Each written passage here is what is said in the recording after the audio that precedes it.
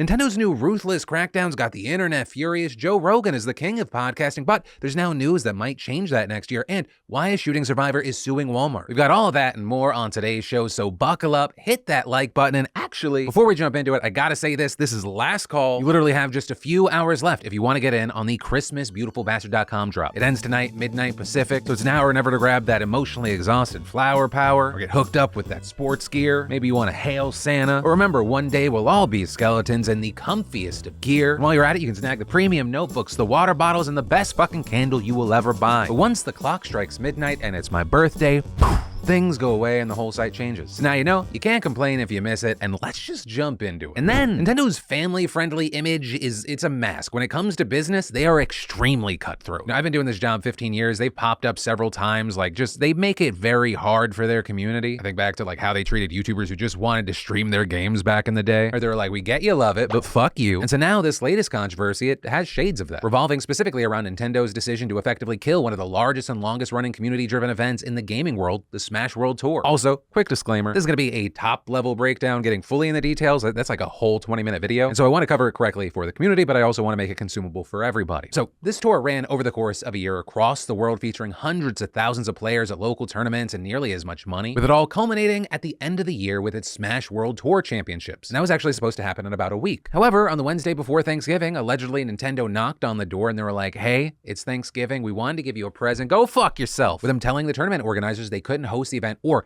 any future ones because they didn't have a licensing agreement. Now, key thing, it's not like this was completely out of left field. You had Nintendo signing an agreement back in 2021 with esports sponsor Panda Global to make the Panda Cup, aka Nintendo's official Super Smash Tournament series. However, at that time, instead of Nintendo shutting them down, the opposite seemed to happen. But according to the Smash World Tour, Nintendo reached out to us to let us know that they had been watching us build over the years and wanted to see if we were interested in working with them and pursuing a license as well. And since then, they say that they were just essentially strung along until suddenly being told no. And on top of apparently being strung along, there was drama behind the scenes with plenty of reports that the organizers behind the Panda Cup were pressuring local tournaments to drop their affiliations with the Smash World Tour, with them even saying things along the lines of it's not even going to be around anymore. Although, notably, there are also accusations that it was far more forceful than that, and that Panda was actually the catalyst for Nintendo cutting ties with everyone, with them even allegedly going so far as to threaten to use Nintendo to shut them down. And in general, these alleged actions have led many prominent players and community members to boycott the Panda Cup. And so this move to try and force people to fall in line with this new tournament on top of Nintendo canceling this longtime community-driven event has angered a lot of fans, with many pointing out that what made the entire thing special was that it was a community event. With us also seeing takes like that from Visu, a popular caster in the Smash space. But the thing is,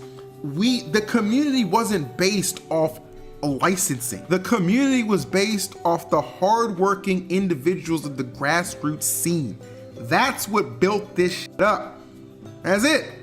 Point blank, period. But then there's also a little extra drama on top of all this. You had Nintendo coming out this morning and telling Kotaku that it never canceled the 2022 Smash World Tour Championships and that it only denied a licensing agreement for 2023. But the Smash World Tour disagrees, providing this quote that they got from Nintendo: Nintendo will not be able to grant a license for the Smash World Tour Championship 2022 or any Smash World Tour activity in 2023. So you have a situation where it seems like there's only three possible answers. You either, one, have Nintendo lying about canceling this year's event on such short notice. Two, Nintendo just doesn't know what's happening at their own fucking company. Or three, the Smash World Tour is making up the quote. However, when it comes to Nintendo, it is hard to give them the benefit of the doubt. They have a long and storied history of squashing community-driven things such as events. And Nintendo is usually such assholes about things, it's easy to just go, yeah, I side with the community, obviously. And then Elon Musk just did something I didn't think was even possible. He picked a fight with someone that has more money than him, with Elon taking his fight to Apple. This after they apparently decided to stop advertising on Twitter. 2 days ago, he provocatively tweeted, Apple has mostly stopped advertising on Twitter. Do they hate free speech in America? And asking who has been censored by the company. But quickly, you had people saying, wait.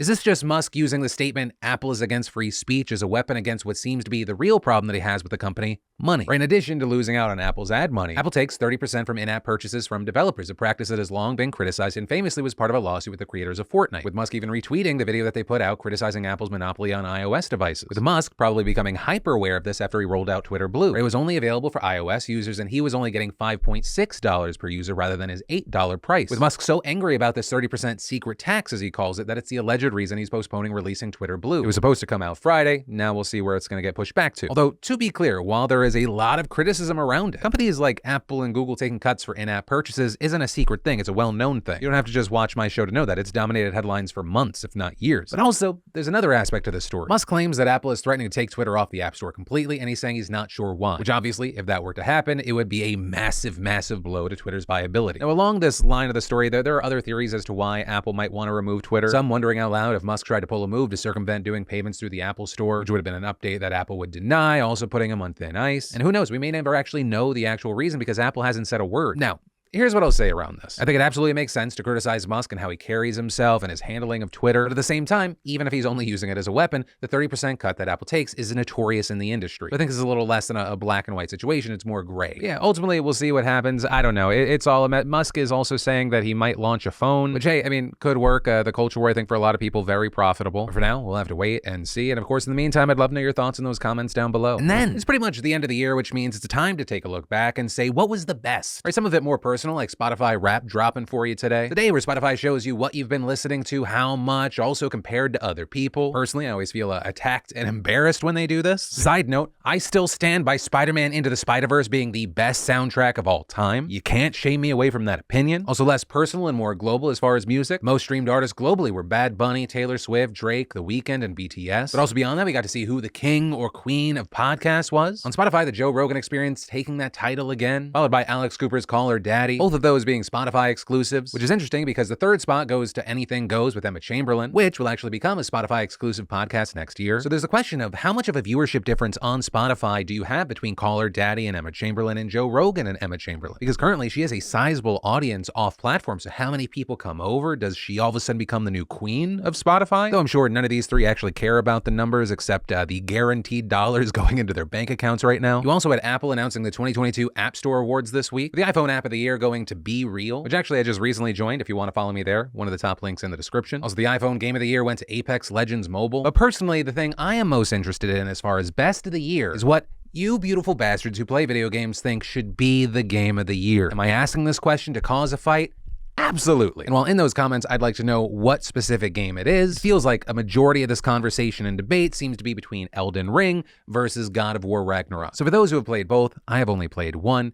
Which is better and why? We'll come back to this question on Sunday with the community show. And then I'd like to take a second to thank today's sponsor, Manscaped.com, the global leader in men's grooming tools and hygiene solutions. Personally, Christmas came early for me with the Ultimate Men's Grooming Kit, the new Platinum Package 4.0 from Manscaped. The all-in-one kit literally has you covered from head to toe with tons of goodies to keep you clean and fresh. Your kit includes the cordless lawnmower 4.0 body hair trimmer that has an LED light to keep you safe from accidental cuts, as well as the weed whacker nose and ear hair trimmer making it easy to tidy up, which I will say has come in clutch several times. And hey, smell fresh and clean with the new aluminum-free stick deodorant for under your arms, the Reviver Ball Toner Spray, and the Crop Preserver for, your crops. If you're looking for a stronger shower game, the Manscaped Body Wash and 2-in-1 shampoo and conditioner duo cut my shower time in half. The best part is all these products are vegan and sulfate and paraben-free. And for a limited time, get a Shed luxury travel bag and a pair of anti-chafing boxer briefs absolutely free when you order a Platinum package. Simply go to manscaped.com/Phil today and get 20% off plus free international shipping. That's 20% off plus free shipping at manscaped.com/Phil. And then we've got big Alzheimer's news, right? Because scientists studying it recently presented research on a drug that may slow the disease down, but it might have some severe side effects. So the drug is called lecanemab, and their study found that the use of the drug reduced cognitive decline by 27% in the study of 1,800 participants. Some of the specifics, the study used an 18-point cognition test to measure the effects, and they reportedly found that those who were given the drug scored about half a point better over the course of 18 months, meaning they were declining slower than their counterparts who weren't being treated by this drug. But experts are divided whether this clinically makes any difference. One doctor in the field, but not involved in the study, said it's unlikely that the small difference reported in this trial will be noticeable by individual patients, and saying that a meaningful improvement would be at least 1 full point on the 18-point scale. Others, however, are saying this is a notable achievement in the bleak and disheartening study of Alzheimer's treatment, with one researcher telling the AP that the drug delayed the worsening of participants by 5 months over the course of the study. And Dr. Ron Peterson, an expert in Alzheimer's working with Mayo Clinic, called the drug's effect, quote, a modest one, but I think it's clinically meaningful. And this is something I can kind of relate to. Part of my health journey over this last year is I have a fatty liver, and because of that, I can't can't take a drug that's supposed to slow down the growth of my cysts on my kidneys, a drug that I'm still trying to actively be able to take, even though how much it slows down the growth is somewhat minimal. But honestly, if it's a difference of having a better quality of life for 1 to 6 months more because I took it, fucking please give me that. But as far as this specific drug, right, how does it function? They say it's by attacking amyloid, a protein in the brain said to be one of the culprits behind Alzheimer's. But also, that's another issue with the drug. Amyloid targeting drugs can cause some pretty hefty side effects. And this drug is no exception, with 1 in 5 people in this study reportedly experiencing an adverse effect. That including swelling and bleeding in the brain, confusion, headaches, and visual disturbances. And a reported 6.9% of the participants who received this drug left the study because of the side effects, compared to just 2.9% in the placebo group. And 2 people have reportedly died in connection with this drug. However, a big key thing there, both of those people were also reportedly taking blood thinners at the same time for other health issues. But of course, this has caused even more hesitation around the drug. One doctor saying it raises concerns for its use outside of research studies where people tend to be sicker and have multiple medical conditions. But as far as where we are, the question of approval for the drug, it's underway, with the FDA set to make a decision about it in early January. And then, holy shit, the Senate actually did a thing, with the chamber yesterday passing a landmark bill that will codify the right to same-sex and interracial marriage into federal law. The legislation, which is called the Respect for Marriage Act, was passed in a bipartisan vote of 61 to 36, with 12 Republicans bucking pressure from many of their colleagues and powerful conservative groups. And I'll be honest, I am actually surprised this is happening. I definitely had my doubts. I even expressed those to Senator Tammy Baldwin when she came onto the show. She, of course, helped lead the push to get enough votes. If you want greater detail of the bill or you want to watch that interview, I'll link to it down below. But the TLDR here is that the bill would repeal the 1996 Defense of Marriage Act, which defined marriages between one man and one woman. Though, and this is a key thing here, the bill would not require all states to allow for same-sex marriage, but it does require all states to recognize out-of-state same-sex marriages performed legally in states that do allow them. Also, very notably, the bill contains a provision that Republican supporters insisted on that clarifies some language in the bill. This including that religious nonprofit organizations do not have to provide goods or services for same-sex marriages, and that the federal government is not authorized to recognize polygamous marriages, among other things. And as far as why is this actually even necessary, it's because of the Supreme Court. Justice Clarence Thomas made it very clear in his decision to overturn Roe v. Wade that he wants the High Court to reconsider the 2015 case that established gay marriage, which really hurt many Republicans' arguments saying, hey, this Respect for Marriage Act thing, it's not necessary, it's just a political stunt. Except it's hard to argue that when everyone can see and hear Justice Clarence Thomas knocking on the door. But even with that, Baldwin and others spent months and months convincing Republicans to get on board, with the leaders at one point even delaying a vote on the bill until after the midterms to ensure they could actually get enough Republican support because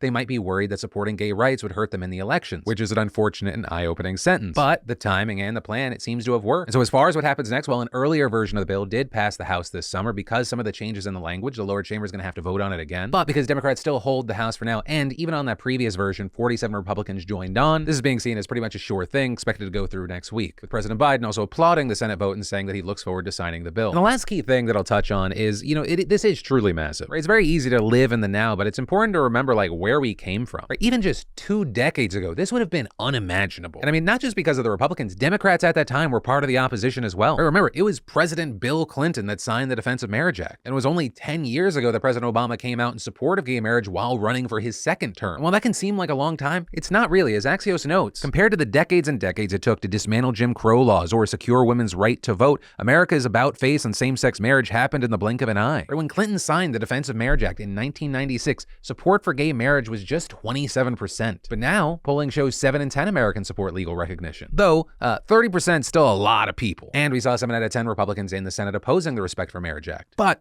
overall, I say, at least for now, let's take a win for a win. Is it perfect? No. Is it important and good? Yes. And then, the survivor of the Walmart shooting in Virginia last week is now suing the company for $50 million. All right, so some background here. Last Tuesday, a manager of a Walmart in Chesapeake, Virginia, opened fire in the employee break room, killing 6 people before shooting himself. One of the employees of that store and a survivor of the shooting is now suing the company for negligent hiring and retention practices. And that because she had actually filed a complaint about the man months earlier after he made several bizarre and inappropriate comments towards her, repeatedly harassing her based on her age and appearance and for, quote, being poor and short. It had even gotten to the point where her mother had come to the store to speak with management about the harassment because she was concerned about her daughter's safety. But the mother was reportedly told nothing could be done because he was, quote, liked by management. That lawsuit reportedly detailing that the gunman had made several threatening comments toward other coworkers as well, including asking them if they had received active shooter training and then walking away smiling when they answered yes. The shooter had also been previously demoted for improper and disturbing interactions with others, but was later reinstated as a team leader. And the lawsuit also saying that Walmart, quote, had received numerous reports reports that the gunman was bullying, threatening, and harassing other employees, and they knew or should have known that he was dangerous. With the lawsuit going on to say, despite the gunman's long-standing pattern of disturbing and threatening behavior, Walmart did not enact any preventative measures to keep Walmart customers and employees safe, and saying as a result, you had this woman watching 6 of her coworkers die and injuring herself trying to escape. As far as how Walmart responded to being sued for $50 million in compensatory damages, they said, "Our deepest sympathies go out to our associates and everyone impacted, including those who were injured. We are focused on supporting all our associates with significant resources, including counseling," and saying we are reviewing the complaint and will be responding as appropriate with the court. And as we wait to see what happens there, something unfortunately that we have to say on this show far too often, our hearts and our well wishes go to the friends, the family members, the loved ones of the victims of this attack. But that is where I'm going to end today's show. As always, thank you for watching and being subscribed to my daily dives into the news. Also a reminder, you only have a few hours left over at beautifulbastard.com. But as always, my name's Philip DeFranco. You've just been filled in. I love yo faces, and I'll see you tomorrow.